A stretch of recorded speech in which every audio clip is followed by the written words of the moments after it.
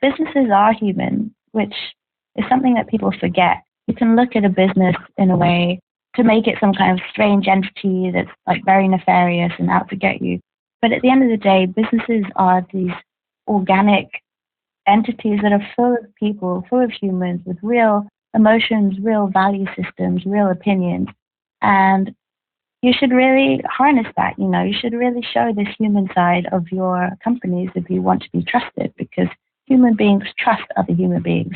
If they know that there's another human being on the other side of something, then they're much more likely to trust you.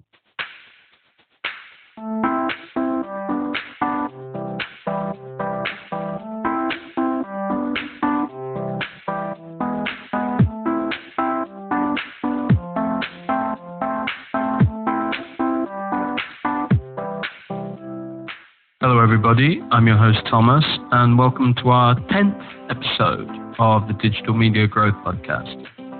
Today I'm joined by Carmen Gillen. She's the editor-in-chief of Unfold magazine, which caters to professional communicators in the PR industry. She's a very interesting and insightful person with a voice that you just want to keep listening to.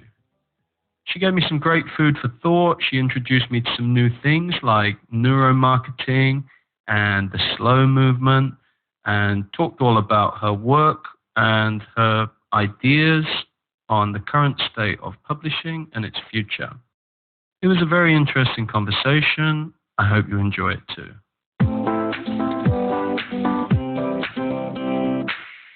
Hello, Carmen. Thank you for being with us today. Welcome to the show. Hi there, Thomas. Nice to see you. Just to begin, can you just give our listeners an introduction to yourself and the current work that you do? Okay, so my name is Carmen Gillen, and I am editor-in-chief for a magazine called Unfold. Unfold is an online magazine for people who work in PR and communications. Because I work for a tech company, and we work with a lot of comms departments and different brands, and they all had an interest in what's going on in the industry. They were all really psyched about everything that's going on, but there wasn't really a place where we could pool all of our knowledge. So we started the magazine about 6 months ago, and it's really taken off. We've made a little community out of it, so that's where I spend most of my time at work now. What's your overall mission for your publishing? It's quite interesting because I didn't have a background in tech. I used to work for NGOs.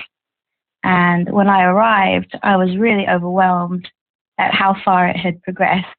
And I work in a tech hub called TQ in the middle of Amsterdam. So we have 30 different tech companies, and it's a kind of curated community of people doing different things, but they're using tech to scale. So we're all kind of in the same trajectory.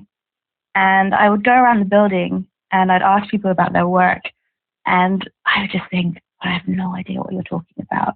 The longer I was there, the more I realized that, I was not alone, and it's impossible for any one person to keep up, with the scale of change.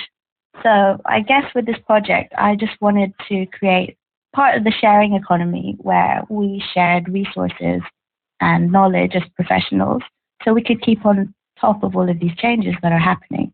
Because everyone has their niche, right? Everyone has something that they're really, really good at. It's been a really great insight into what's going on, and we're kind of helping each other to understand how things are changing because it directly affects us in our work. I mean, with AI and with different social media platforms, and it's really changing the face of communication. So it was, to keep on top of change mostly, and to create a community that's specifically for people that work in PR and comms, because there's a lot of stuff for general marketing or growth hacking or things like that, but nothing for people that work specifically in that for our region, which I think is why it resonated with some people. You said a community is developed. What does that community look like? Does it take the form of some kind of membership that you have, or are there any groups for your community or something like this? Well, we started doing some events to go along with the release of different issues. And because we're based in Amsterdam, of course, we did them on a boat. So we've had 3 different boat events. We went down the River Eye. We'll have a speaker who will briefly speak about one of the articles, and then we'll just pose a question to the community there so we can talk about it. So that's one of the things. And the other is just the magazine itself. So people are writing in and submitting the topics or things that they really want to share with their peers that they're passionate about. And we also have a newsletter where I share things that I'm reading or that people have sent to me, or, that people really are interested in sparking discussion and talking about these kind of things. It's exciting, but it's also scary because so much is changing. It's hard to know which direction to look in. How did you approach building your initial audience, your initial traffic, and getting that initial traction when you first made the decision to launch the brand?